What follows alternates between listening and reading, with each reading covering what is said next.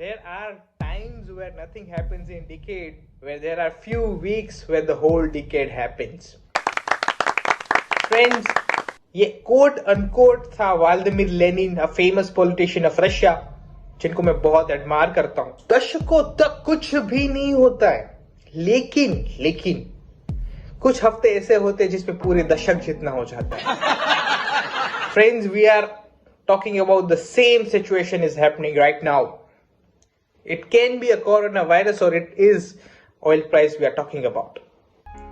नमस्कार दोस्तों, मैं आपका दोस्त करण एक बार फिर से आपका स्वागत करता हूं हमारे नए YouTube चैनल क्रिएटिव स्टूडियो पे। आज के एपिसोड नंबर 11 में हम बात करेंगे कि ऑयल प्राइस कैसे स्टिपली डाउन हुए, एकदम सब जीरो लेवल पे कैसे आए, और ये सारी कहानी हम एक बात करेंगे एक वर्चुअल एक्सपीरियंस के तौर, जिसमें आप हमारे साथ होंगे, आप इसके पात्र होंगे और आप खुद एक्सपीरियंस करेंगे हमारे साथ स्टेप बाय स्टेप पूरी क्रोनोलॉजी के साथ कि ये पूरी माजरा क्या है, ये पूरी कहानी क्या है।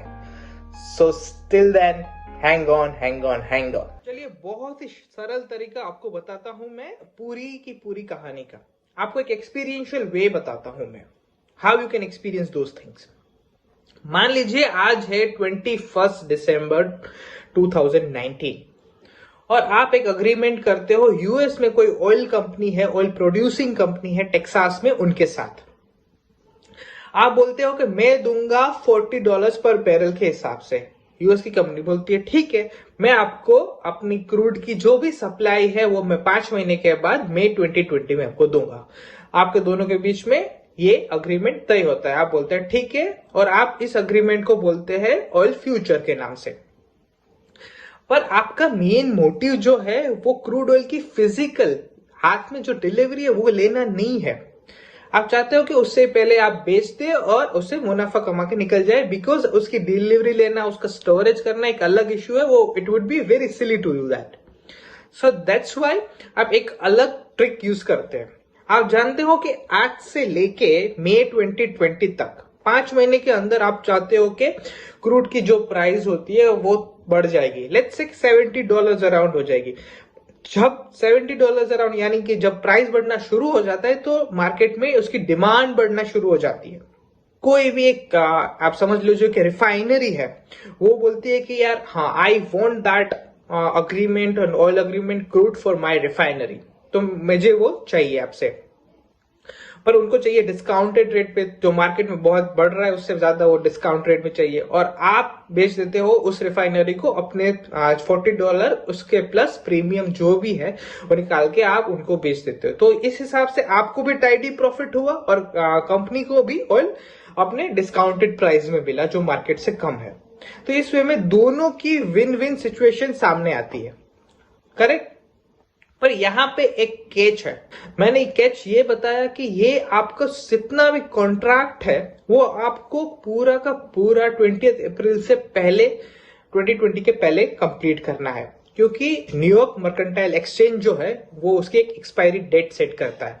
उस एक्सपायरी डेट के बाद आप कोई भी ट्रेडिंग यानी कि व्यापार नहीं कर सकते पर्टिकुलर वो अग्रीमेंट के साथ, करेक्ट। और इस दौरान अगर ऑयल का प्राइस डाउन हुआ तो आपके पास कोई और ऑप्शन नहीं होगा कि आप उसको बेच पाए, तो आपको वहां पे घाटा यानी कि लॉस होने का चांस है, या तो फिर आपको पूरी ऑयल की डिलीवरी भी लेनी पड़ेगी अगर आप रखते हो उसके साथ।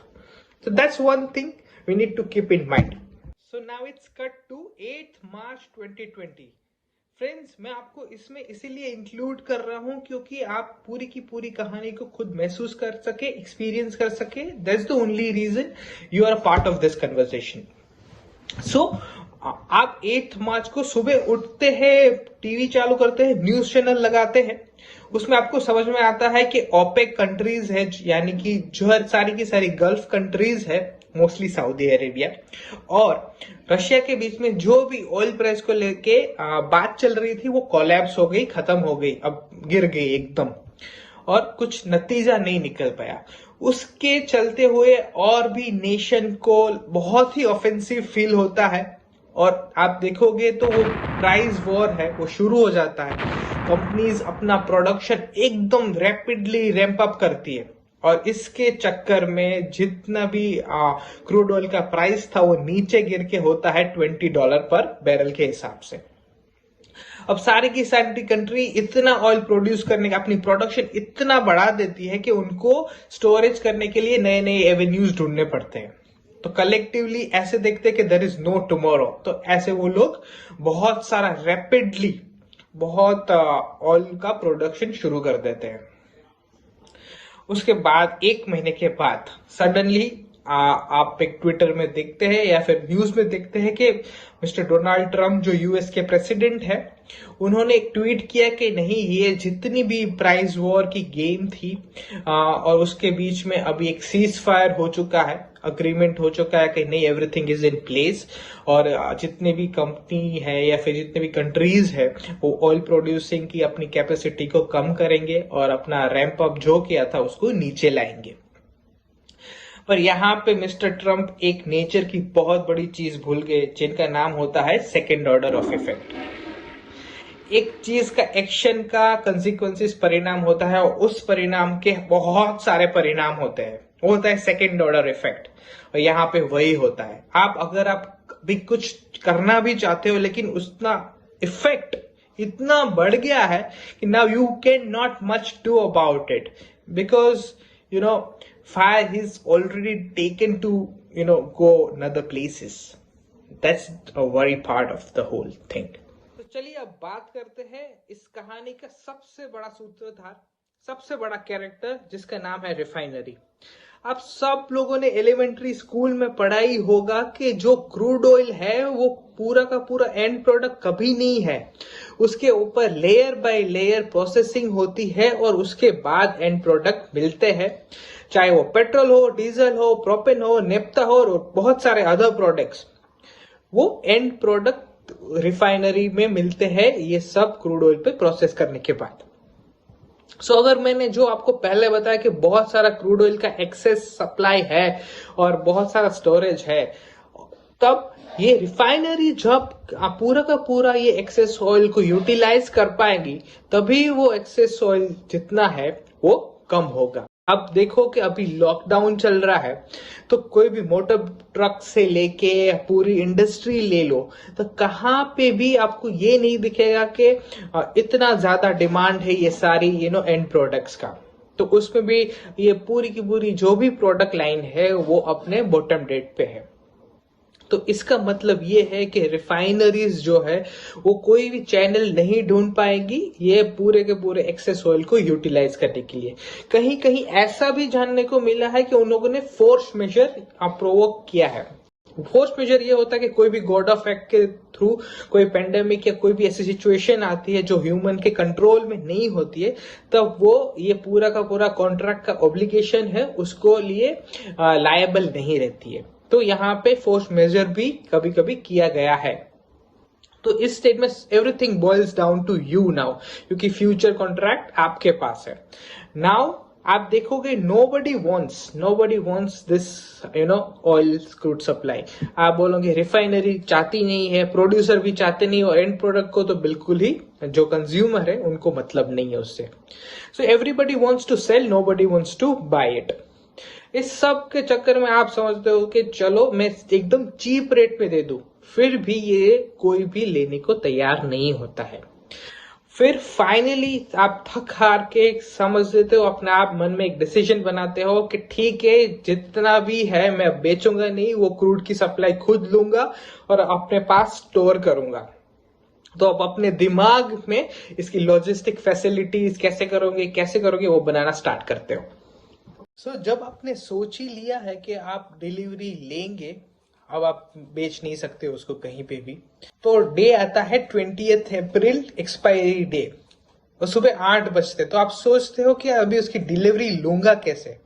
तो most of the crude oil की डिलीवरी का जो एंड पॉइंट होता है वो है कशिंग सिटी, ओक्लाहोमा, यूएसए में। तो वहां पे आपको 2 ऑप्शन मिलते हैं, या तो आप जितना भी आपने फ्यूचर कॉन्ट्रैक्ट किया था वो क्रूड ऑयल को ट्रांसपोर्ट करके अपने पास ले जाओ, या तो सेकेंड ऑप्शन है कि वो क्रूड ऑयल के टैंकर को वो कशिंग सिटी में ही उनके पास स्टोरेज टैंक से वहां पे रख लो और उसके लिए आपको रेंट देना पड़ेगा।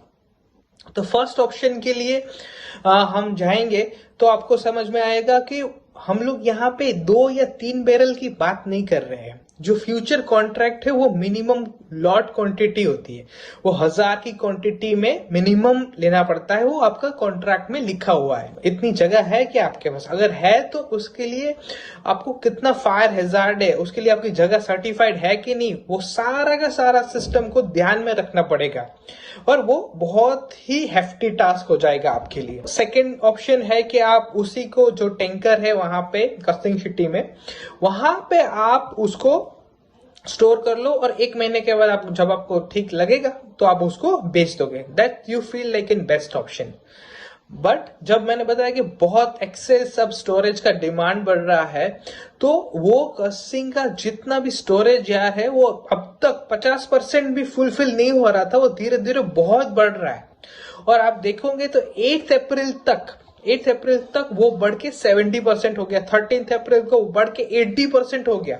अब वो सारा रेंटल अब पूरा का पूरा डायनेमिक प्राइसिंग के गेम पे चला जाएगा, क्योंकि जितनी प्राइस अभी स्पेस कम बची है तो वो बहुत ज्यादा पैसे डिमांड करेंगे कि वहां पे आपका जो क्रूड है वो स्टोरेज करने के लिए। क्या हम लोग ऑफशोर के जो कंटेनर है वहां पे ले सकते हैं क्या? जो कि दरिया में कंटेनर होते हैं, सुपर टैंकर्स जो बोलते हैं, वहां पे ले जाए तो क्या? बहुत एक्सेस ऑयल का सप्लाई है, वो ऑलरेडी वहां पे रेंट पे लिया जा चुका है, तो वहां पे बहुत टाइम से वो सारे के सारे ऑफशोर के कंटेनर है वो ऑलरेडी फुल कैपेसिटी पे चल रहे हैं। So that's where you know all trouble begins. आप सोच नहीं पाते कि where we go now. So now it's D day 20 April 2 o'clock। आप एक्सचेंज पे देखते हो तो समझ में आता है कि जो क्रूड का प्राइस है वो 0 हो रहा है। There is no way you can run out of this mess. Now you think कि can we do something? तो आपके दिमाग में ख्याल आता है कि मैं completely refuse कर दूं तो सड़ने दो, जितना भी है ऑयल, I don't care। पर आप लीगली वो कर नहीं सकते। प्रोड्यूसर कंपनी है, आप पे लॉ सूट फाइल कर सकती है और आपको कोर्ट में ले जा सकती है, क्योंकि आप कॉन्ट्रैक्चुअली लायबल हो पूरी की पूरी कॉन्ट्रैक्ट को फुलफिल करने के लिए। अब 2:08 जब 172 मिनट्स बचे हैं सिर्फ और सिर्फ आपकी एक्सपायरी को खत्म होने में, तब आप पंच इन डायल करते हो -$5। उसका मतलब ये होता है कि आप अपनी किसी चीज को बेचने के लिए पैसे अलग से दे रहे हो। आपको उस चीज को बेचने के लिए कुछ मिल नहीं रहा है, लेकिन आप ₹5 अलग से दे रहे हो, दिस -$5। उसके साथ बहुत बहुत बहुत आपके जैसे ही प्लेयर्स है यहाँ पे जो सेम चीज कर रहे हैं, इसीलिए वो प्राइस और ड्रॉप होता है। एक टाइम पे होता है -8, उसके बाद होता है -15, -30 और -$37 पे वो क्लोज होता है। That's how it went all negative. So friends, ये थी स्टोरी कि कैसे ऑयल मार्केट में पूरा इतना गिरावट आया और कैसे पूरा क्रश हुआ पूरा का पूरा सेगमेंट। आशा करता हूं कि आपको ये वीडियो अच्छा लगा होगा और कुछ नॉलेज इससे प्राप्त हुआ होगा। Friends, if you like the video, please comment, subscribe and like our video. Till then, be safe, take care and good day. जय हिंद।